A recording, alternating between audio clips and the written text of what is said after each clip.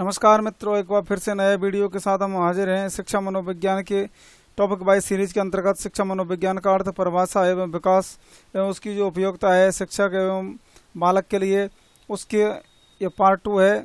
इससे पहले part first जो है वो 50 क्वेश्चंस का आपके लिए अपलोड कर दिया है, उससे आपके लिए अच्छी तरह से लाभ हुआ होगा। तो चलिए शुरू करते हैं। पहला प्रश्न है, शिक्षण के समय शिक्षक को आवश्यक रूप से ध्यान में रखना है सामाजिक वातावरण, विषय एवं शिक्षार्थी दोनों ही, केवल शिक्षार्थी या केवल विषय। तो इस प्रश्न का जो सही जवाब रहेगा वह है विषय एवं शिक्षार्थी दोनों ही। यानी शिक्षक जो है उसको पाठ्यक्रम एवं बालक को ध्यान में रखते हुए शिक्षा दी जानी चाहिए, यह शिक्षा मनोविज्ञान बताता है। दूसरा प्रश्न है, विद्यार्थी हेतु शिक्षण प्रभावशाली बन सकता है यदि वही पाठ बार बार दोहराया जाए, विद्यार्थियों के मानसिक स्तर के अनुसार शिक्षण दिया जाए, विद्यार्थियों के सामाजिक स्तर के अनुसार शिक्षण दिया जाए, या पाठ को पढ़कर विद्यार्थी सीखे।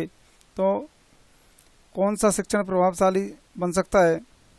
यानी विद्यार्थी के मानसिक स्तर के अनुसार शिक्षण दिया जाए। तो ऑप्शन नंबर 2 जो है वो हमारे प्रश्न का राइट आंसर है। यानी इस प्रभावशाली शिक्षण बनाने के लिए विद्यार्थियों के मानसिक स्तर के अनुसार हमें शिक्षण कार्य कराने का प्रयास किया जाना चाहिए। अगला प्रश्न है, सामूहिक शैक्षिक मार्ग निर्देशन का भाग कौन सा नहीं है? समूह में अनुस्थापन, मनोवैज्ञानिक जांच समूह में की जानी चाहिए, या व्यक्तिगत अध्ययन, या समूह में प्रोफाइल बनाना। तो सामूहिक शैक्षणिक मार्ग निर्देशन का जो भाग नहीं है वह है व्यक्तिगत अध्ययन। ये जो व्यक्तिगत अध्ययन है ये सामूहिक शैक्षिक मार्ग निर्देशन के अंतर्गत नहीं शामिल किया जाता। जो कार्य समूह में किए जाते हैं वो सामूहिक शैक्षिक मार्ग निर्देशन में शामिल होते हैं। अगला प्रश्न है, शिक्षार्थी को मनोवैज्ञानिक रूप से समझना तथा उसके एक व्यक्तिगत, शारीरिक, मानसिक तथा व्यक्तित्व की विशेषताओं को समझना अच्छा गुण है। एक प्रशासक का, यानी ये जो कार्य हैं ये एक प्रशासक के कार्य हैं या फिर शिक्षक के कार्य हैं, व्यवस्थापक का या मार्गदर्शन का। यानी कि शिक्षार्थी को मनोवैज्ञानिक रूप से समझना तथा उसके व्यक्तिगत, शारीरिक, मानसिक तथा व्यक्तित्व की विशेषताओं को समझना, ये जो सबसे अच्छा गुण रहेगा वह है एक शिक्षक का। यानी एक शिक्षक को बालक को सर्वांगीण रूप से समझते हुए और उसका सर्वांगीण रूप में विकास करने का ही प्रयास किया जाना चाहिए। अगला प्रश्न है, निम्न में से कौन सा विद्यालयी प्रभावशीलता के मूल निर्धारक कारक में नहीं आता है या कारक है?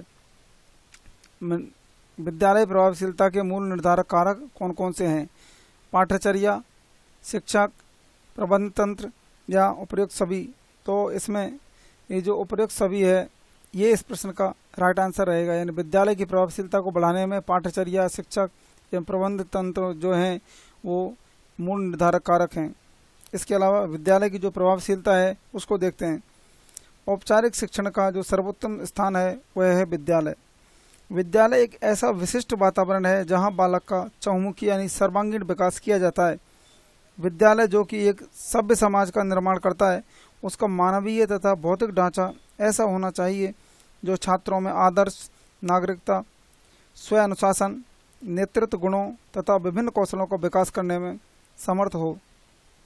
मानवीय संसाधनों के अंतर्गत, यानी विद्यालय में जो मानवीय संसाधन होते हैं, मानवीय संसाधन उनके अंतर्गत प्रशासनिक अधिकारी, प्रधानाध्यापक, अध्यापक, कर्मचारी, छात्र, अभिभावक और समाज के प्रतिष्ठित व्यक्ति आते हैं। यानी वे सभी सजीव व्यक्ति यानी जो गति करते हैं वो मानवीय साधनों के अंतर्गत शामिल किए जाते हैं। और इसके अलावा जो भौतिक संसाधन है उनके अंतर्गत विद्यालय भवन, प्रयोगशाला, पुस्तकालय, खेल का मैदान, फर्नीचर आदि जो हैं वो सभी भौतिक संसाधनों के अंतर्गत आते हैं। तो विद्यालय के जो संसाधन है वो मानवीय एवं भौतिक दो रूपों में बटे होते हैं। मानवीय संसाधनों के अंतर्गत वे सभी व्यक्ति जो विद्यालय से संबंधित होते हैं, चाहे उनमें प्रधान अध्यापक है, अन्य अध्यापक, स्टाफ है, या बाबू वगैरह, चपरासी जो भी हैं, या फिर विद्यार्थी, उनके अभिभावक एवं एसएमसी के सदस्य जो भी विद्यालय से जुड़े हुए हैं वो सभी मानवीय संसाधनों के अंतर्गत शामिल किए जाते हैं। इसके अलावा भौतिक संसाधनों के अंतर्गत विद्यालय भवन, प्रयोगशाला, खेल का मैदान, फर्नीचर आदि जो हैं वो सब भौतिक संसाधनों के अंतर्गत आते हैं। मुदालियर आयोग के अनुसार भारत में विद्यालयों को ऐसा सौंदर्य प्रदान किया जाना चाहिए जहां छात्रों को प्रेरणादायक पर्यावरण उपलब्ध हो सके। इसके अलावा एक और शिक्षाविद हैं टीपी नन।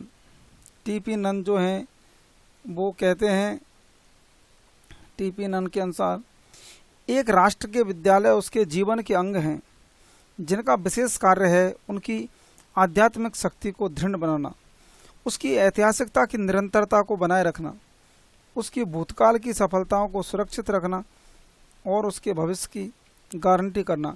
तो टीपी नन महोदय के अनुसार एक राष्ट्र के जो विद्यालय हैं वो उसके जीवन के अंग हैं। राष्ट्र के अंग जो हैं, जीवन के अंग जो हैं वो विद्यालय हैं। तो विद्यालयों को इस प्रकार से कार्य करने का प्रयास किया जाना चाहिए जिससे एक राष्ट्र जो है उसकी ऐतिहासिकता और भूतकाल की सफलता और उसके भविष्य की जो गारंटी है उसको सुरक्षित कर सकें। अगले प्रश्न की ओर चलते हैं। अगला प्रश्न है, एक राष्ट्र के विद्यालय उसके जीवन के अंग हैं जिनका विशेष कार्य है उसकी आध्यात्मिक शक्ति दृढ़ बनाना, उसकी ऐतिहासिकता को निरंतरता बनाए रखना, उसकी भूतकाल की सफलताओं को सुरक्षित कर रखना और उसके भविष्य की गारंटी करना। यह कथन किसके द्वारा कहा गया है? TP Nunn, John Dewey, GL Anderson या कॉर्नब्रेक? तो इस प्रश्न का जो सही जवाब है वह है टीपी नन। अभी हमने इनकी परिभाषा को बताया था, यही परिभाषा प्रश्न के रूप में आ गई है कि एक राष्ट्र के विद्यालय जो उसके जीवन के अंग होते हैं जिनका विशेष कार्य, यानी विद्यालयों का जो विशेष कार्य है वो उसकी आध्यात्मिक शक्ति यानी राष्ट्र की शक्ति को बनाना, उसकी ऐतिहासिक निरंतरता को बनाए रखना और उसकी भूतकाल की सफलता को सुरक्षित रखना, उसकी भविष्य की जो गारंटी करना है, वो सारे जो है ये कार्य एक विद्यालय के होते हैं। ये टीपी नन महोदय के अनुसार कहा गया है। अगले प्रश्न की ओर चलते हैं। अगला प्रश्न है, शिक्षण और अधिक प्रभावशाली हो सकता है यदि अधिगम शिक्षक द्वारा निर्देशित एवं नियंत्रित हो, अधिगमकर्ता को स्वयं करने की स्वायत्तता एवं नियंत्रण दिया जाए, शिक्षक तथ्यों की व्याख्या करने में केंद्रीय भूमिका का निर्वहन करे एवं कक्ष में शिक्षक निर्देशित विधियों का उपयोग किया जाए। तो शिक्षण को और अधिक प्रभावशाली बनाने के लिए अधिगमकर्ता को स्वयं करने की स्वायत्तता एवं नियंत्रण दिया जाना चाहिए, यानी अधिगमकर्ता को पूरी छूट दे देनी चाहिए लर्निंग बाय डूइंग की, और अध्यापक जो है वो केवल एक फैसिलिटेटर यानी कि सुविधा प्रदान करने वाला होना चाहिए। फैसिलिटेटर की भूमिका जब निभाएगा शिक्षक और जो अधिगमकर्ता यानी बालक को स्वतंत्र छोड़ देगा तो कुछ ना कुछ नया जो है वो बालक करेगा। इस प्रकार से हमारा जो शिक्षण है वो और अधिक प्रभावशाली हो सकता है। अगले प्रश्न की ओर चलते हैं। निम्न में से कौन सा कथन असत्य है? प्रत्येक परिस्थिति या स्थिति में विद्यार्थी के लिए सीखने का क्षेत्र होता है। ये जो कथन है वो सही है। शिक्षा मनोविज्ञान एक शुद्ध विज्ञान है जैसे कि गणित तथा भौतिक विज्ञान। ये गलत है। शिक्षा मनोविज्ञान अध्ययन की विधियों में एक विज्ञान है, ये भी बिल्कुल सही है। और शिक्षा मनोविज्ञान के क्षेत्र में सभी शिक्षा स्थितियाँ या परिस्थितियाँ सम्मिलित होती हैं, ये भी कथन बिल्कुल सही है। तो हमें जो असत्य यानी जो इनमें जो गलत कथन है वो छांटना है। तो शिक्षा मनोविज्ञान एक शुद्ध विज्ञान है जैसे कि गणित तथा भौतिक विज्ञान, यह एक गलत कथन है। शिक्षा मनोविज्ञान एक अनुप्रयुक्त विज्ञान है। अगर यहाँ पे अनुप्रयुक्त विज्ञान के बारे में कहा गया होता तो ये कथन सत्य होता। तो हमारा जो राइट आंसर है वह है शिक्षा मनोविज्ञान एक शुद्ध विज्ञान है जैसे कि गणित तथा भौतिक विज्ञान। अगला प्रश्न है, निम्न में से कौन सा रायबर्न के अनुसार शिक्षा के 3 संबंधों में सम्मिलित नहीं है? यानी रायबर्न महोदय ने शिक्षा के 3 संबंध बताए हैं, उनमें से कौन सा जो है वो उनके अनुसार मेल नहीं खाता है? बच्चे और शिक्षक में संबंध, बच्चे और समाज में संबंध, शिक्षक और विषय में संबंध, विषय और बच्चे में संबंध। तो बच्चे और शिक्षक में संबंध होना चाहिए, बच्चे और समाज में संबंध होना चाहिए। शिक्षक और विषय का जो बात है वो कहीं हद तक इसमें सही नहीं बैठती है। विषय और बच्चे में संबंध होना चाहिए। तो शिक्षक और बच्चे का डायरेक्ट कनेक्शन होना चाहिए, ये बात बिल्कुल सही है। तो रावण महोदय के अनुसार शिक्षक और विषय में जो संबंध है वो इतना महत्व नहीं रखता, इसलिए ऑप्शन नंबर 3 जो है वो हमारे प्रश्न का राइट आंसर है। दोस्तों, ये सारे क्वेश्चंस जो हैं वो पिछली शिक्षक भर्ती परीक्षाओं में रिपीट हुए हैं, इसलिए आप इनको बड़े ध्यान से वो आराम से हल करें, जिससे आपका जो रिवीजन है वो सही ढंग से हो और आपकी तैयारी को एक नया आयाम मिले। अगला प्रश्न है, निम्न में से कौन सी शिक्षा मनोविज्ञान के अध्ययन की वस्तुनिष्ठ विधि नहीं है? प्रयोगात्मक विधि, उपचारात्मक विधि, आत्मनिरीक्षण विधि या निरीक्षण विधि? तो वस्तुनिष्ठ विधि के अंतर्गत आत्मनिरीक्षण विधि जो है वो सम्मिलित नहीं की जाती। प्रयोगात्मक विधि, उपचारात्मक विधि और निरीक्षण विधि जो है वो वस्तुनिष्ठ विधियों के अंतर्गत आती हैं। तो हमारे प्रश्न का राइट आंसर ऑप्शन नंबर 3 आत्मनिरीक्षण विधि। अगला प्रश्न है, मनोविज्ञान ने बालकों के प्रति दृष्टिकोण जो है वो बदल दिया है, अतः विद्यालय उन्हें उपलब्ध कराता है अधिक सूचनाएं, उपयोगी अनुभव, अधिक ज्ञान या अधिक शिक्षक? तो मनोविज्ञान ने बालकों के प्रति जो दृष्टिकोण है उसको चेंज कर दिया है, इसलिए विद्यालय जो है वो उन्हें उपयोगी अनुभव अधिक उपलब्ध कराता है। यानी विद्यालय वही ज्ञान देने का प्रयास करता है जो बालकों के लिए उपयोगी हो। इसलिए शिक्षा मनोविज्ञान ने ये जो दृष्टिकोण है वो पूरी तरह से बदल दिया है। कुछ टाइपिंग संबंधी मिस्टेक रह जाती हैं, उनको आप इग्नोर कर दें। अगला प्रश्न है, समस्या समाधान स्थिति के बारे में संज्ञानवादी कहते हैं कि यह उद्दीपन प्रत्युत्तर अनुबंध है, यह पुनर्वलन पर आधारित है, यह प्रयास एवं त्रुटि पर आधारित है या यह चिंतन प्रक्रिया पर आधारित है? तो जो संज्ञानवादी हैं वो ये कहते हैं कि यह चिंतन प्रक्रिया पर आधारित है। यानी समस्या समाधान स्थिति जो है वो संज्ञानवादियों के अनुसार चिंतन प्रक्रिया पर आधारित है। अगला प्रश्न है, व्यवहारवाद पर आधारित अधिगम सिद्धांतवादी इस विश्वास को मानते हैं कि बालक स्वाभाविक अधिगम करता है, वातावरण व्यक्ति को बदल सकता है, सभी प्रकार का व्यवहार सीखा जा सकता है, प्रत्येक व्यक्ति सब कुछ सीख सकता है। तो व्यवहारवाद पर आधारित जो अधिगम सिद्धांतवादी हैं वो यह विश्वास करते हैं कि सभी प्रकार का जो व्यवहार है उसको सीखा जा सकता है। तो व्यवहारवादियों के अनुसार ऐसा कोई व्यवहार नहीं है जिसको मनुष्य सीख नहीं सकता, तो इसलिए वो इस बात पर विश्वास करते हैं कि सभी प्रकार के व्यवहार को मनुष्य के द्वारा सीखा जा सकता है। अगला प्रश्न है, एक शिक्षक को शिक्षार्थियों द्वारा की गई त्रुटियों को एक भयंकर भूल के रूप में लेना चाहिए, प्रत्येक त्रुटि के लिए गंभीर टिप्पणी देनी चाहिए। ये बात सही है या गलत है? तो ये जो बात है वो सही नहीं है। यदि शिक्षार्थियों की जो त्रुटि हैं उनको भयंकर भूल के रूप में लेंगे और प्रत्येक त्रुटि को यदि हम गंभीर टिप्पणी देंगे तो बालक जो है वो नकारात्मक हो सकता है। शिक्षार्थी कितनी बार गलती करने से बचता है, इसे सफलता के माप के रूप में लेना चाहिए। ये भी बात सही नहीं है।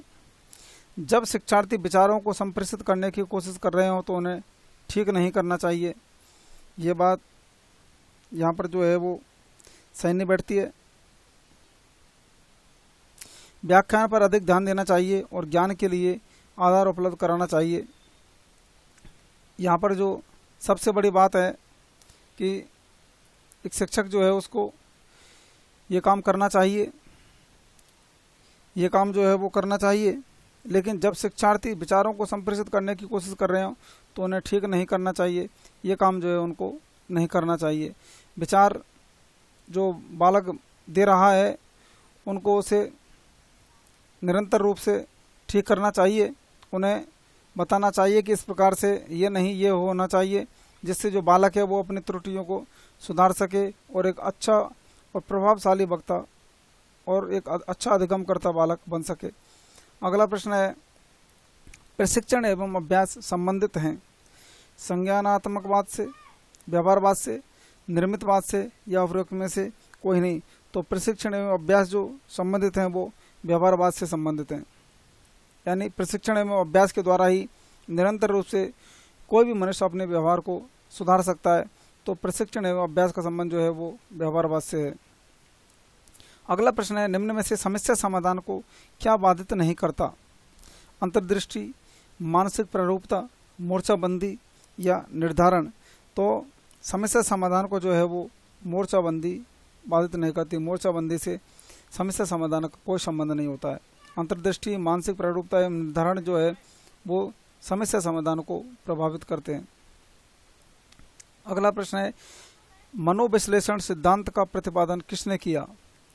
Alfred Adler, Sigmund Freud, Carl Jung या गार्डनर। तो मनोविश्लेषणात्मक सिद्धांत यानी मनोविश्लेषण का नाम जहाँ जहाँ आएगा वहाँ सिगमंड फ्रायड का इससे संबंधित होता है। सिगमंड फ्रायड महोदय जो हैं वो मनोविश्लेषण सिद्धांत को देने वाले हैं। अगला प्रश्न है, परिवार बच्चे को निम्न प्रकार से शिक्षा देता है, औपचारिक रूप से, अनौपचारिक रूप से, जानबूझकर या नियमित रूप से। तो परिवार जो है वो अनौपचारिक रूप से एक बालक को शिक्षा देते हैं। औपचारिक शिक्षा प्रदान करने की जो जगह है वो विद्यालय है, और ये जानबूझकर और नियमित रूप से जो है वो परिवार बालक के लिए शिक्षा प्रदान नहीं करता। विभिन्न प्रकार के जो संस्कार हैं वो अनौपचारिक रूप से ही बालक परिवार में रह के सीख जाता है। निरंतर रूप से और नियमित रूप से किसी भी प्रकार को शिक्षा देने का जो प्रयास है वो परिवार में नहीं किया जा सकता। इसलिए परिवार में जो बच्चे को संस्कार दिए जाते हैं वो अनौपचारिक रूप से दिए जाते हैं। अनौपचारिक शिक्षा वो होती है जहाँ पर शिक्षा का कोई समय और कोई जो स्थान है वो नियत नहीं होता है। इसलिए परिवार में अनौपचारिक रूप से बालक को शिक्षा दी जाती है। अगला प्रश्न है, किशोर शिक्षा में निम्न में से कौन सा उपागम सबसे उचित है? जनसंख्या शिक्षा, जीवन कौशल शिक्षा, सेक्स शिक्षा या उपयुक्त सभी। तो किशोर जो हैं वो ये जो सभी प्रकार के यहाँ पर शिक्षा है वो इनके लिए उचित नहीं है। कि जीवन कौशल शिक्षा है वो जो उपागम है वो सबसे उचित है। जीवन से संबंधित जो कौशल हैं उनको किशोरों के लिए शिक्षा के रूप में दिया जाना चाहिए। तो यही उपागम है, जीवन कौशल शिक्षा जो है वो एक अच्छा साधन है। अगला प्रश्न है, राष्ट्रीय शैक्षिक अनुसंधान एवं प्रशिक्षण परिषद ने बुद्धि के शिक्षण के लिए कौन सा विभाग खोला है? श्रम एवं रोजगार विभाग, मनोविज्ञान विभाग, राष्ट्रीय भौतिक विभाग या कोई नहीं। तो इनमें मनोविज्ञान विभाग जो है वो राष्ट्रीय शैक्षिक अनुसंधान एवं प्रशिक्षण परिषद ने बुद्धि के शिक्षण के लिए खोला है। अगला प्रश्न है, निम्न में से कौन सा युग्म सही नहीं है? यानी इधर तो मनोविज्ञानियों के नाम है और इधर जो है उनके द्वारा प्रतिपादित किए गए जो विभिन्न प्रकार के सिद्धांत हैं वो हैं। पहला है, बार्टसन का संबंध व्यवहारवाद से है, बिल्कुल सही बात है। जॉन ड्यूई का संबंध संरचनावाद से है, ये सही नहीं है। जीन पियाजे संज्ञानवाद से संबंधित हैं और वर्दीमर जो है वो गेस्टाल्टवाद से संबंधित हैं। जो जॉन डी वी महोदय जो है वो संरचनावाद से संबंधित नहीं है, और यही हमारे प्रश्न का राइट आंसर है। अगला प्रश्न है, शिक्षा मनोविज्ञान शिक्षक की सहायता करती है विकास की विशेषताओं को समझने में, व्यक्तिगत विभिन्नताओं को समझने में, बालक की समस्याओं को समझने में या उपयुक्त सभी। तो ये जो उपयुक्त सभी प्रकार के जो कार्य हैं वो एक शिक्षा मनोविज्ञान के द्वारा एक शिक्षक के लिए किए जाते हैं। यानी विकास की विशेषताओं को समझने में सहायता करता है, व्यक्तिगत विभिन्नताओं को सीखकर और समझकर जो शिक्षक है वो शिक्षा मनोविज्ञान की सहायता से ही शिक्षण कराता है, और बालकों की समस्याओं को समझने में भी शिक्षा मनोविज्ञान शिक्षक की सहायता करता है। तो ये जो उपयुक्त सभी कार्य हैं वो शिक्षा मनोविज्ञान के द्वारा किए जाते हैं। अगला प्रश्न है, जे.बी. बार्टसन के अनुसार मनोविज्ञान अध्ययन है मानसिक अवस्था का, व्यवहार का, चेतना का या मन का। तो बार्टसन महोदय जो हैं वो व्यवहार के अध्ययन के बारे में जोर देते हैं। व्यवहारवाद का संबंध बार्टसन महोदय से है। तो मनोविज्ञान बालक के व्यवहार का अध्ययन है। अगला प्रश्न है, शिक्षा मनोविज्ञान संबंधित है अधिगमकर्ता से, अधिगम परिस्थिति से, अधिगम प्रक्रिया से या उपयुक्त सभी से। तो शिक्षा मनोविज्ञान का इन सभी परिस्थितियों से संबंध है, यानी अधिगमकर्ता, अधिगम परिस्थिति और अधिगम प्रक्रिया से संबंध शिक्षा मनोविज्ञान का होता है। अगला प्रश्न है, शिक्षा के प्रति मनोविज्ञान का सबसे महत्वपूर्ण योगदान निम्न में से कौन सा है? शिक्षा के महत्वपूर्ण लक्ष्यों का पता लगाना, व्यक्तिगत गुणों के आधार पर शिक्षार्थियों का विभाजन, मानव व्यवहार का ज्ञान प्रदान करना या अध्यापक द्वारा उचित शिक्षण विधियों को अपनाए जाने में सहायक होना।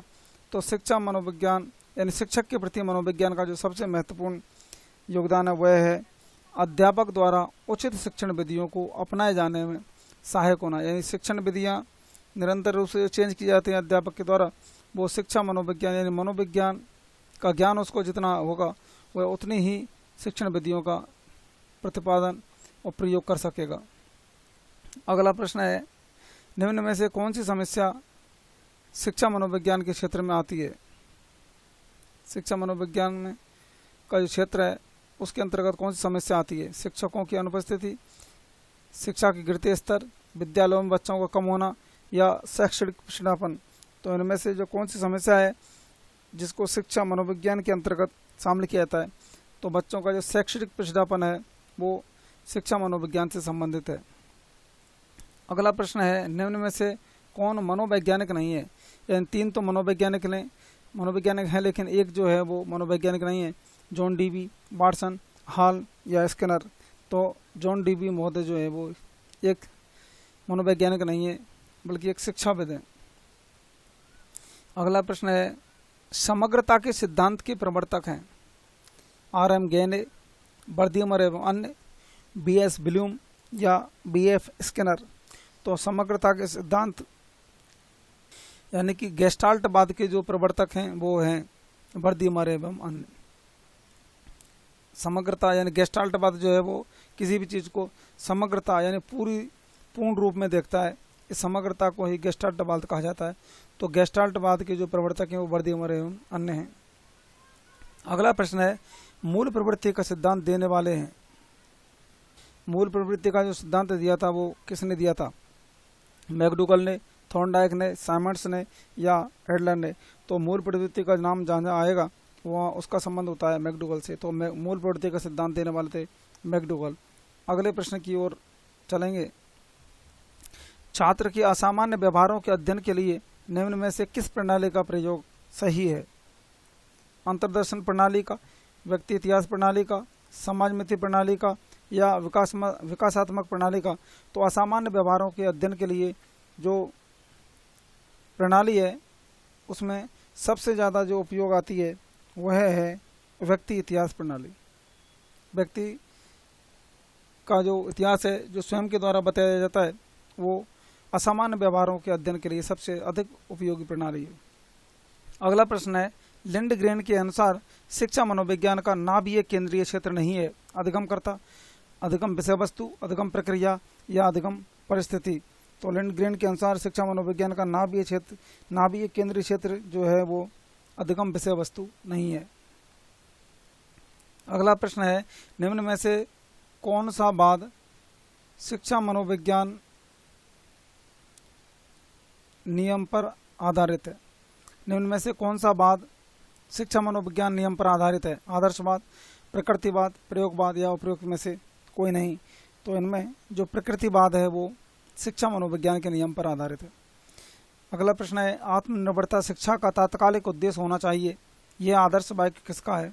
अरविंद घोष का, पेस्टालोजी का, गांधी जी का या प्लेटो महोदय का। तो आत्मनिर्भरता शिक्षा का तात्कालिक उद्देश्य होना चाहिए, ये जो कथन है वो गांधी जी का है। गांधी जी कहते थे कि शिक्षा ऐसी होनी चाहिए जो व्यक्ति को आत्मनिर्भर बनाए, यानी व्यक्ति जो है वो सारा कार्य जो वो खुद अपने स्तर से कर सके, ऐसे शिक्षा का स्तर हमारा होना चाहिए। इसलिए उन्होंने बुनियादी शिक्षा पर अधिक जोर दिया था। अगला प्रश्न है, निम्न में से कौन सी छात्र केंद्रित विधि नहीं है? व्याख्यान, प्रायोजना, समस्या समाधान, उपयुक्त सभी। तो ऐसी कौन सी विधि है जो छात्र केंद्रित नहीं है? वह व्याख्यान विधि। इसमें शिक्षक जो है वो एक तरह से तानाशाही होता है, जो कुछ भी बोल के चला जाता है और छात्र जो है वो केवल एक निष्क्रिय श्रोता बनकर रह जाता है। इसलिए व्याख्यान जो विधि है वो छात्र केंद्रित विधि के अंतर्गत नहीं आती है। प्रायोजना विधि, ये समस्या समाधान विधि जो है वो छात्र केंद्रित विधि है, इनमें जो छात्र है वो सक्रिय रहता है। अगला प्रश्न है, जिस विधि में अध्यापक सक्रिय एवं बालक निष्क्रिय रहता है वह है अवलोकन, कहानी कथन, प्रश्नोत्तर विधि, उपयुक्त सभी। तो अध्यापक सक्रिय और बालक निष्क्रिय रहता है वो कहानी कथन विधि रहती है।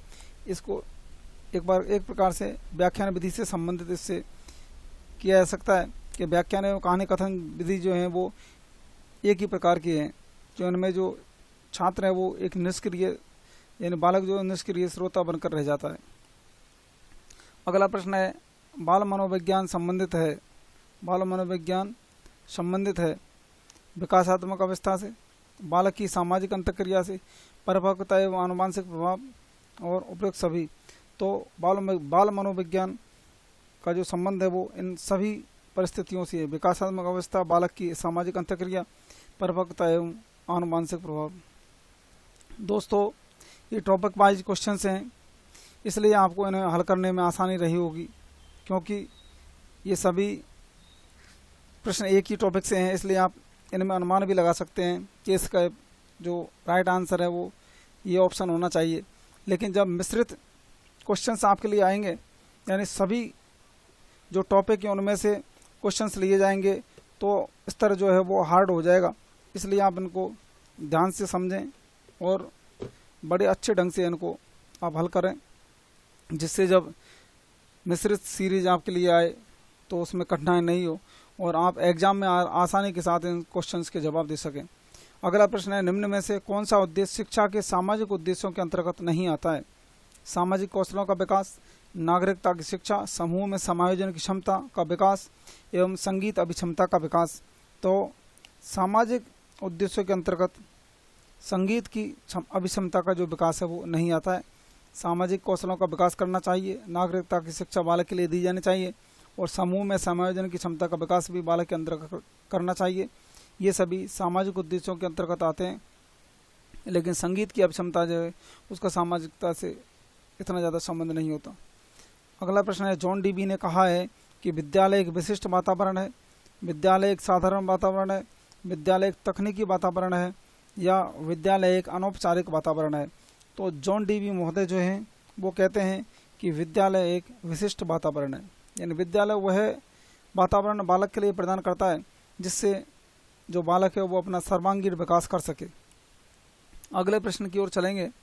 अगला प्रश्न है, शिक्षा मनोविज्ञान सहायक है स्वयं को समझने में, बालक को समझने में, मिश्रण विधियों के चयन में या संपूर्ण शैक्षिक प्रक्रिया में? तो शिक्षा मनोविज्ञान जो है वो संपूर्ण शैक्षिक प्रक्रिया में निरंतर रूप से शामिल रहता है। तो हमारा जो राइट आंसर है वो ऑप्शन नंबर 4 है। अगला जो प्रश्न है वह है, निम्न में शैक्षिक मनोविज्ञान का क्षेत्र नहीं है? सीखने की प्रक्रिया, मापन तथा मूल्यांकन, खेलों का प्रशिक्षण एवं पाठ्यक्रम निर्माण। तो खेलों का जो प्रशिक्षण है वो शिक्षा मनोविज्ञान के अंतर्गत नहीं दिया जाता, यह है हेल्थ एंड फिजिकल एजुकेशन के अंतर्गत आता है।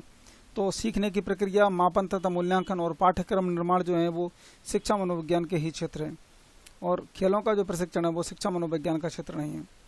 अगला प्रश्न है, आधुनिक शिक्षा मनोविज्ञान का अनुप्रयोग आधारित है व्यक्तिगत विभिन्नताओं पर, धर्म पर, वर्ग पर या विद्यालय प्रबंधन पर? तो आधुनिक शिक्षा मनोविज्ञान का जो अनुप्रयोग है वह व्यक्तिगत विभिन्नताओं पर आधारित है। अगला प्रश्न है, सामाजिक परिवर्तन लाने में महत्वपूर्ण भूमिका सामान्यतः अदा करते हैं नारी संगठन, विद्यालय संगठन, छात्र या शिक्षा आयोग? तो सामाजिक परिवर्तन लाने में जो विद्यालय संगठन है वो महत्वपूर्ण भूमिका अदा करते हैं। अगला प्रश्न है, शैक्षिक अवधारणा का सर्वाधिक उचित अर्थ है पढ़ने की क्षमता संबंधी विचार, शैक्षिक विचार के विषय में विचार, शिक्षा का समन्वित रूप या उपयुक्त सभी? तो शैक्षिक अवधारणा का सर्वाधिक उचित अर्थ होता है शिक्षा का समन्वित रूप। अगला प्रश्न है, शिक्षा नवोन्मेष का तात्पर्य है, यानी शिक्षा कुछ नया करने का प्रयास करती है। इसका मतलब होता है कि कक्षा में पढ़ने की नवीन विधियाँ, अनुदेशन के विशेष यंत्रों का प्रयोग, शिक्षण के विभिन्न अभ्यास या शिक्षण तकनीकी के नवीन साधनों की खोज। तो शिक्षा नवोन्मेष का मतलब होता है शिक्षण के तकनीकी नवीन साधनों, शिक्षण तकनीक के नवीन साधनों की खोज, यानी इस प्रकार की जो टेक्निक्स हैं उनका विकास होना चाहिए जिससे नवीन प्रकार के साधन हैं उनके द्वारा बालक को शिक्षण कराया जाए और बालक का अधिकाधिक विकास करने का प्रयास किया जाए। तो शिक्षा नवोन्मेष यानी शिक्षा में नए नए अनुसंधान कार्य जो हैं उनका मतलब होता है शिक्षण तकनीक के नवीन साधनों का प्रयोग या खोज। अगला प्रश्न है, निम्न में से कौन सा शिक्षण या शिक्षा का अभिकरण नहीं है? घर, संसद, विद्यालय, मीडिया। तो इनमें से जो शिक्षा का अभिकरण नहीं है वो संसद है। संसद का शिक्षा से कोई मतलब नहीं होता है। घर पर बालक को शिक्षा मिल सकती है, विद्यालय में बालक को शिक्षा मिलती है। मीडिया जो है वो भी, मीडिया के साधन जो हैं वो भी शिक्षा प्रदान करते हैं। आजकल डिस्टेंस एजुकेशन दी जा रही है। आजकल तो राजस्थान का जो एजुकेशन हब है वो बन गया है। वर्तमान में आकाशवाणी एवं दूरदर्शन के सहायता से भी बालकों को शिक्षा दी जा रही है। तो इस प्रकार से घर, परिवार, विद्यालय और मीडिया जो है वो शिक्षा के अभिकरण यानी शिक्षा देने वाले साधन हैं। अगला प्रश्न है, विद्यालय के वास्तविक वातावरण में शिक्षा के सिद्धांतों का परीक्षण करने को किस मनोवैज्ञानिक ने क्रिया अनुसंधान का उद्देश्य माना है? मिलर ने, कोर ने, एंडरसन ने या मोले ने? तो इनमें जो एंडरसन महोदय हैं वो कहते हैं कि विद्यालय के वास्तविक वातावरण में शिक्षा के सिद्धांतों का परीक्षण करने को ही अनुसंधान का उद्देश्य कहा गया है। यानी अनुसंधान का जो उद्देश्य है वह है कि विद्यालय के वास्तविक वातावरण में शिक्षा के सिद्धांतों का परीक्षण किया जाए। तो एंडरसन महोदय ऐसा कहते हैं। अगला प्रश्न है, व्यवहारवाद का पिता या जन्मदाता कौन है? हल, जे वाटसन, फ्रायड या एवेन पावलव? तो जे बी वाटसन जो है वो व्यवहारवाद के पिता या जन्मदाता माने जाते हैं। व्यवहारवाद के जन्मदाता के रूप में जे बी वाटसन अमेरिका के रहने वाले हैं। ये इनको माना जाता है 19वीं शताब्दी तक चेतना तथा चेतना के अवयवों का अध्ययन ही मनोविज्ञान का अध्ययन माना जाता रहा। लेकिन चेतना की रचना का अध्ययन करने वाला संप्रदाय रचनावादी कहलाता था। तो व्यवहारवाद के जो जन्मदाता हैं वो जे बी वाटसन माने जाते हैं। अमेरिका का इनसे संबंध है। अगले प्रश्न की ओर चलते हैं। व्यवहारवादी के अनुसार सीखना परिवर्तन का प्रत्युत्तर है। व्यवहार के रूप में, प्रकृति में, स्तर में या लक्ष्य में? तो इस प्रश्न का जो राइट आंसर रहेगा वह है व्यवहार के रूप में। यानी व्यवहारवादी कहते हैं कि बालक के व्यवहार में जो परिवर्तन होता है उसी को सीखना कहा जाता है। अगला प्रश्न है, मनोविज्ञान के किस संप्रदाय में तथ्यात्मक एवं वस्तुनिष्ठ विधियों के अध्ययन के उपयोग पर बल दिया जाता है? मनोविश्लेषणात्मक, संरचनात्मकवाद, व्यवहारवाद या संज्ञानवाद? तो मनोविज्ञान का जो तथ्यात्मक एवं वस्तुनिष्ठ विधियों के अध्ययन पर बल देने वाला है वह है व्यवहारवाद सिद्धांत। तो व्यवहारवाद सिद्धांत के अंतर्गत तथ्यात्मक एवं वस्तुनिष्ठ विधियों के अध्ययन के उपयोग पर बल दिया जाता है। अगला प्रश्न है, निम्न में से कौन व्यवहारवादी नहीं है? J B Watson, Ian Pavlov, B F Skinner, Sigmund Freud? तो इसमें सिगमंड फ्रायड जो हैं वो व्यवहारवाद के अंतर्गत शामिल किए जाते हैं। ये इनका संबंध मनोविश्लेषणवाद से होता है। मनोविश्लेषणवाद का जो संबंध है वो सिगमंड फ्रायड से होता है। वाटसन, पावलव और स्किनर जो हैं वो व्यवहारवादी माने जाते हैं। अगला प्रश्न है, गेस्टाल्टवाद के अनुसार समस्या समाधान के लिए सबसे जरूरी है संवेदना, व्यक्तित्व, संप्रत्यय या सूझ? तो गेस्टाल्टवाद के अनुसार समस्या समाधान के लिए जो सबसे जरूरी होती है वो सूझ होती है। गेस्टाल्टवाद जिसको समग्रता के सिद्धांत के रूप में देखा जाता है वो बर्दिमर, कोफका, कोहलर आदि का इनसे संबंध है। अगले प्रश्न की ओर चलते हैं। ज्ञान विद्यमान है, विश्वसनीय है तथा इस ज्ञान को प्राप्त करना ही अधिगम है। कौन सा संप्रदाय इस कथन को स्वीकार नहीं करता? व्यवहारवाद, संज्ञानवाद, गेस्टाल्टवाद या संरचनावाद? तो संरचनावाद जो है वो इस सिद्धांत को स्वीकार नहीं करता कि ज्ञान विद्यमान है, विश्वसनीय है तथा इस ज्ञान को प्राप्त करना ही अधिगम कहा जाता है। संरचनावाद के अनुसार ये नहीं है। संरचनावाद ऐसा नहीं मानता है। अगला प्रश्न है, संबंधवाद या साहचर्यवाद के सिद्धांत से कौन सा बंध संबंधित है? स्थितियां एवं प्रत्युत्तर, उद्दीपन एवं प्रत्युत्तर, प्रत्युत्तर एवं प्रतिक्रिया, उद्दीपन एवं प्रतिक्रिया। तो इनमें से कौन सा जो वाद है या संबंधवाद है वो संबंधवाद या साहचर्य के सिद्धांत से संबंधित है। उद्दीपन एवं प्रत्युत्तरवाद जो है वो संबंधवाद या साहचर्यवाद से संबंधित है। अधिगम के सिद्धांतों को दो मुख्य भागों में विभाजित किया जा सकता है। पहला तो है अधिगम के साहचर्यवाद या व्यवहारवादी सिद्धांत। इस सिद्धांत को मानने वाले मनोवैज्ञानिकों का मत है कि उद्दीपक तथा उसके प्रभाव से उत्पन्न अनुक्रिया के बीच जो संबंध स्थापित होता है उसका आधार पुनर्बलन होता है। इससे उत्तेजना एवं अनुक्रिया के मध्य संबंध बनता है। स्नायु संस्थान में ही यही बंधन व्यवहार परिवर्तन या नवीन व्यवहार सीखने में सहायक होता है। यानी कि उत्तेजना एवं अनुक्रिया के मध्य जो बंधन बनता है या बंध बनता है वो स्नायु संस्थान में व्यवहार परिवर्तन तथा नवीन व्यवहार सीखने में सहायक होता है। इस प्रकार उत्तेजक तथा अनुक्रिया के मध्य क्रिया प्रतिक्रिया होती है, जिसके फलस्वरूप व्यक्ति नए व्यवहार सीखता है। अधिगम यानी सीखने के साहचर्य सिद्धांतों में जो प्रमुख मनोवैज्ञानिक हैं उनके जो वाद हैं वो है थॉर्नडाइक का संबंधवाद, पावलोव का अनुकूलित अनुक्रिया सिद्धांत, स्किनर का क्रिया प्रसूत अनुबंधन सिद्धांत, हल का पुनर्बलन सिद्धांत जिसे वैदिक सिद्धांत भी कहा जाता है। इसके अलावा अधिगम के जो ज्ञानात्मक या संज्ञानात्मक क्षेत्र हैं, यानी पहला तो हो गया संरचनात्मक साहचर्यवादी सिद्धांत था, और अब दूसरा जो है वो है ज्ञानात्मक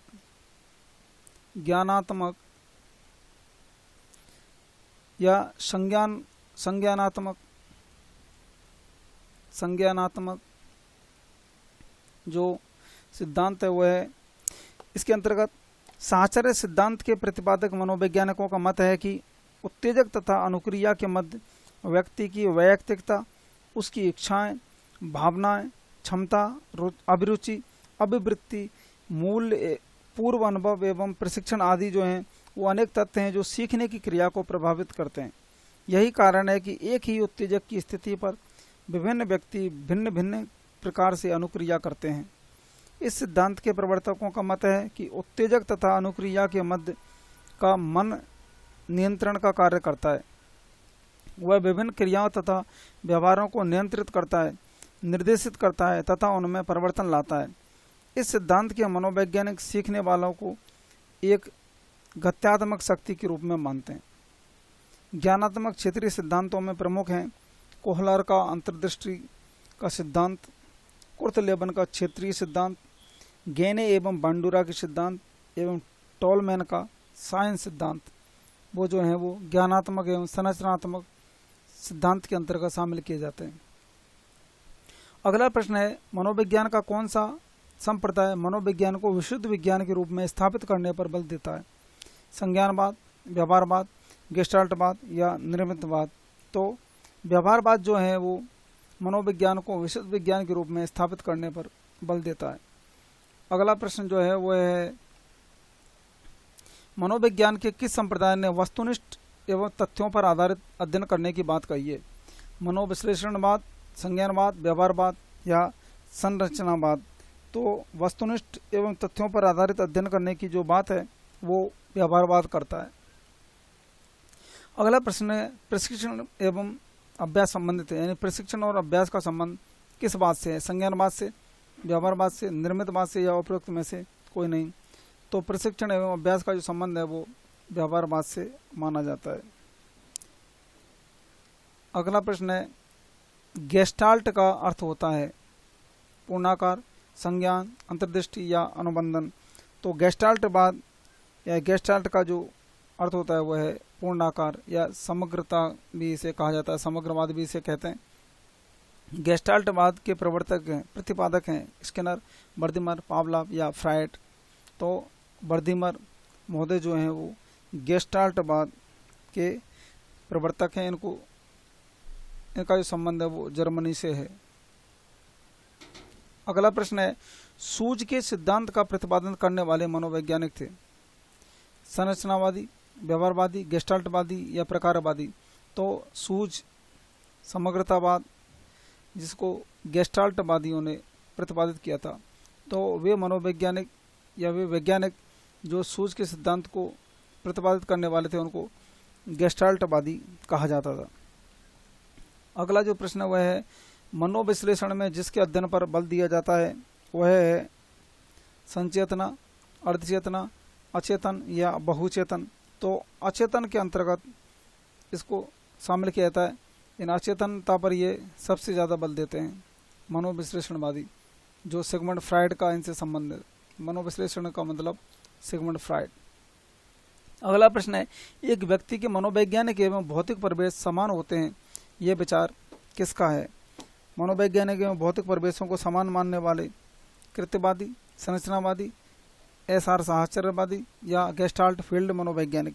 तो एस.आर. साहचर्यवादी जो हैं वो ये मानते हैं कि एक व्यक्ति के मनोवैज्ञानिक एवं भौतिक परिवेश जो हैं वो समान होते हैं। अगला प्रश्न मनोवैज्ञानिकों के कौन से समूह ने महसूस करने योग्य तथा मापने योग्य व्यवहार पर अपना ध्यान केंद्रित किया? यानी कौन से मनोवैज्ञानिकों का वह समूह है जो महसूस करने योग्य तथा मापने योग्य व्यवहार पर अपना ध्यान देते थे? व्यवहारवादी, संरचनावादी, प्रकारवादी या समग्रवादी। तो व्यवहारवादी जो हैं वो महसूस करने योग्य तथा मापने योग्य व्यवहार पर अपना ध्यान केंद्रित किए थे। अगला प्रश्न है निम्न में से कौन व्यवहारवादी मनोवैज्ञानिक नहीं है? Jerome S. Bruner, Ivan Petrovich Pavlov, E.L. Thorndike या B.F. स्किनर। तो कौन व्यवहारवादी मनोविज्ञान नहीं है? वह है जेरोम एस. ब्रूनर। ये एक संरचनावादी मनोवैज्ञानिक है। अगला प्रश्न है समाजमिति विधि का मापन में प्रयोग किया जा रहा है बुद्धि के, यानी कि वह कौन सा क्षेत्र है जहाँ पर समाजमिति विधि का प्रयोग किया जाता है? बुद्धि का मापन करने में, समूह संसंजकता के रूप में, अभिक्षमता के मापन में या रुचि के। तो ये जो समाजमिति विधि है इसका जो संबंध है वो समूह ससंजकता के रूप में, यानी समूह की जो ससंजकता है उसको मापने में इस समाजमिति विधि का प्रयोग किया जाता है। अगला प्रश्न है कहानी कथन विधि से बालकों में विकास होता है विषय का, तार्किकता का, कल्पना का या ज्ञान का? तो कहानी कथन जो विधि है उसके माध्यम से बालकों में कल्पना का विकास करने का प्रयास किया जाता है। बालक जो हैं वो अपनी कल्पना को नया रूप दे देते हैं। विभिन्न प्रकार से जो बालक है वो सोच सकता है, इसलिए कहानी कथन विधि से बालकों में कल्पना का विकास होता है। ये क्वेश्चन हैं 65 वो पूरे हो गए हैं। अब हम शिक्षा के जो प्रकार हैं उनको देख लेते हैं। शिक्षा के जो प्रकार हैं वो 3 प्रकार हैं। पहला हमारा प्रकार रहता है औपचारिक शिक्षा। दूसरा रहता है अनौपचारिक शिक्षा,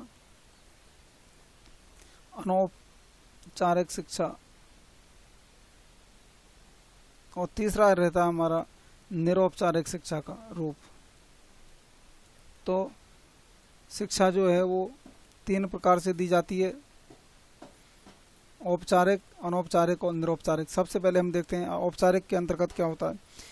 ऐसी शिक्षा जिसका उद्देश्य निश्चित होता है, यानी जिसके उद्देश्य निश्चित हैं, क्या सिखाना है क्या नहीं सिखाना है, एवं परिस्थितियां भी निश्चित होती हैं, वो औपचारिक शिक्षा कहलाती है। यानी इसके अंतर्गत जो सिखाने वाले हैं वो भी निश्चित रहते हैं, और कहाँ सीखना है वो भी निश्चित रहता है, और क्या सिखाना है यह सब कुछ इसके अंतर्गत निश्चित रहता है। इस शिक्षा का औपचारिक रूप है। अब अनौपचारिक रूप जो है वो है ऐसी शिक्षा जिसके ना तो निश्चित उद्देश्य होते हैं और ना ही परिस्थितियाँ निश्चित होती हैं, वो अनौपचारिक शिक्षा कहलाती है। इसमें कोई जगह, स्थान या जो शिक्षा का उद्देश्य है वो निश्चित नहीं होता है, उसको अनौपचारिक शिक्षा कहा जाता है। अब निरौपचारिक शिक्षा ऐसी शिक्षा जिसके उद्देश्य तो निश्चित होते हैं लेकिन परिस्थितियाँ अनिश्चित होती हैं, उसको निरौपचारिक शिक्षा कहा जाता है। यानी औपचारिक एवं अनौपचारिक शिक्षा का जो मिला जुला रूप है वो निरौपचारिक शिक्षा के अंतर्गत आता है। निरौपचारिक शिक्षा होती है जिसमें औपचारिक एवं अनौपचारिक जो शिक्षा है वो दोनों ही मिली हुई होती हैं। इस प्रकार से शिक्षा के 3 रूप होते हैं, औपचारिक, अनौपचारिक एवं निरौपचारिक। इसके अलावा मनोविज्ञान एवं शिक्षा मनोविज्ञान में जो अंतर है उसको भी हम देख लेते हैं। इधर मनोविज्ञान और शिक्षा मनोविज्ञान। शिक्षा मनोविज्ञान जो है वो, उनमें क्या अंतर है। मनोविज्ञान जो है वो मानव व्यवहार का विज्ञान होता है, जबकि शिक्षा मनोविज्ञान जो है वो शिक्षार्थी के व्यवहार का अध्ययन करता है। इसमें मानव व्यवहार और इसमें जो है वो शिक्षार्थी यानी सीखने वाला जो है वो शिक्षार्थी कहा जाता है।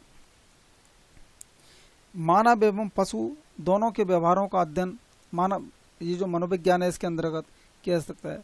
मानव के साथ साथ पशु जो है वो भी मनोविज्ञान का एक क्षेत्र है। जैसे स्किनर ने चूहे पर, कोफका, कोहलर आदि ने चिंपैंजी इन पर प्रयोग किए थे, तो मानव एवं पशु दोनों का अध्ययन इनके अंतर्गत किया जा सकता है। लेकिन शिक्षा मनोविज्ञान के अंतर्गत शैक्षिक स्थितियों में शिक्षार्थी के व्यवहार का ही अध्ययन किया जाता है। शिक्षार्थी के व्यवहार का अध्ययन इसमें किया जाता है। इसका जो क्षेत्र है मनोविज्ञान का वो व्यापक होता है, क्षेत्र व्यापक है, जबकि इसका यानी जो शिक्षा मनोविज्ञान है इसका क्षेत्र सीमित एवं विशिष्ट होता है। शिक्षा मनोविज्ञान का क्षेत्र सीमित और विशिष्ट होता है। इसके अलावा जो विभिन्न प्रकार के मनोवैज्ञानिक हैं उनको भी हम देख सकते हैं। ये मनोवैज्ञानिक विधियां जो हैं, जैसे अंतर्दर्शन विधि है, अंतः दर्शन विधि,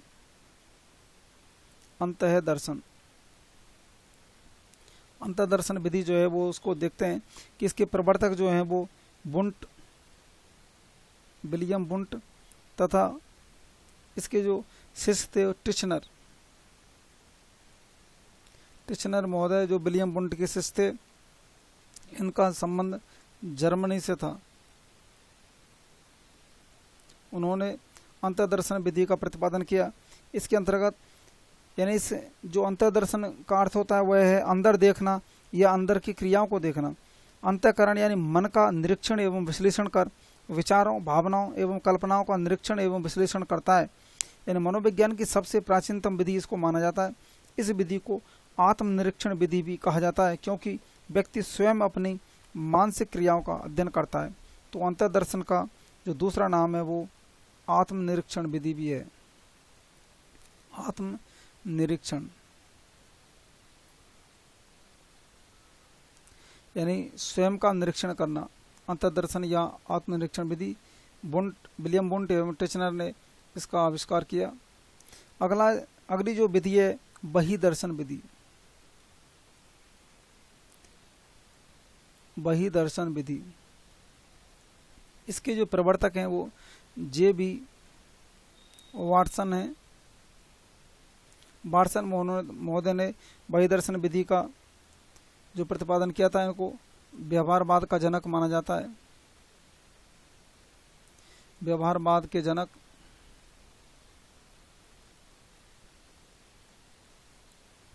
अवलोकन या निरीक्षण विधि के नाम से भी इसको जाना जाता है।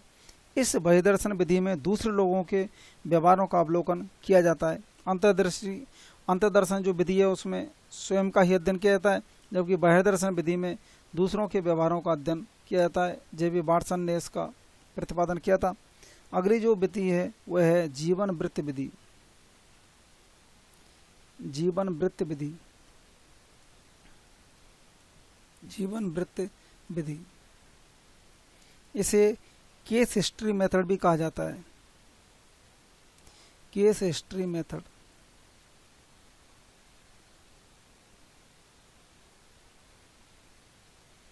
केस हिस्ट्री मेथड या जीवन वृत्त विधि इसको कहा जाता है। टाइडमैन जो थे वो इसके प्रतिपादक थे। इनका संबंध भी जर्मनी से रहा।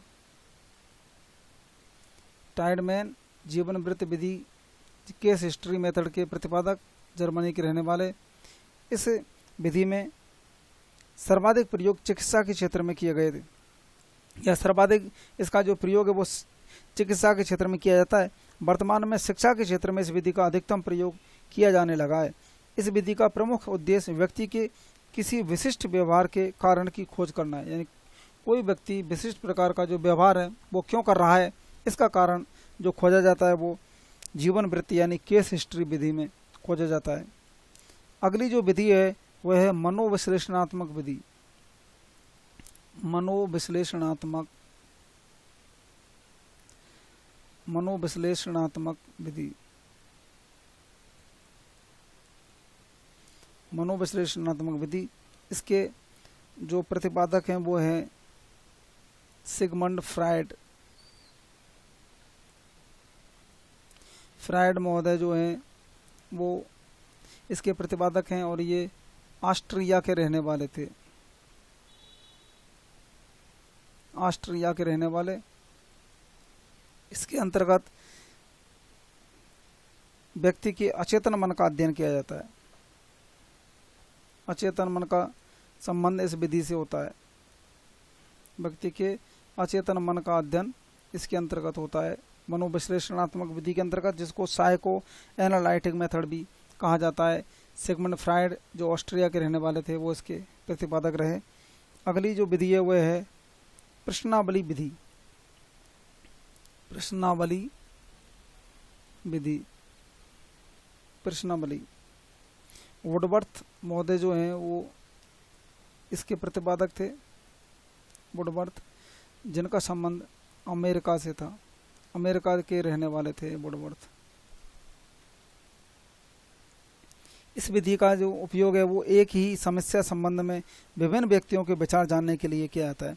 यानी किसी भी प्रकार की समस्या है उसके बारे में विभिन्न लोग क्या सोचते हैं तो वहाँ पर इसका प्रयोग किया जाता है। प्रश्नावली का निर्माण किया जाता है और लोगों से प्रश्न पूछे जाते हैं, वो अपने अपने राय बताते हैं, तो एक ही समस्या का समाधान ढूंढने के लिए इस विधि का प्रयोग किया जाता है। अगली जो विधि है वो रेटिंग स्केल विधि। रेटिंग स्केल विधि। रेटिंग स्केल विधि, इसका जो सर्वप्रथम प्रयोग था वो इंडियाना की न्यू होम कॉलोनी में किया गया था। इस विधि में व्यक्ति के व्यवहार एवं विशिष्ट गुणों का मूल्यांकन उसके संपर्क में आने वाले व्यक्तियों से उनके विचार लेकर किया जाता है। यानी किसी व्यक्ति के व्यवहार एवं विशिष्ट गुण जो हैं उनके बारे में जानने का जो प्रयास है वो उसके उन मित्रों या आसपास रहने वाले व्यक्तियों के माध्यम से किया जाता है, तो इसको रेटिंग स्केल विधि के अंतर्गत माना जाता है। अगली जो विधि है वह है समाजमिति विधि। समाजमिति विधि। समाजमिति विधि, जिसको सोशियोमेट्रिक मेथड भी कहा जाता है। इसके प्रतिपादक जो थे वो जे.एल. मोरेनो। जे.एल. मोरेनो, जिनका संबंध अमेरिका से रहा थे। जे.एल. मोरेनो महोदय ने समाजमिति विधि का प्रतिपादन किया था। यह एक नवीन विधि है जिसका प्रयोग समाज मनोविज्ञान में किया जाता है। तो समाज मनोविज्ञान के अंतर्गत समाजमिति विधि, जे.एल. मोरेनो अमेरिका के प्रतिपादक। अगली जो विधि है वह है प्रयोगात्मक या परीक्षण विधि।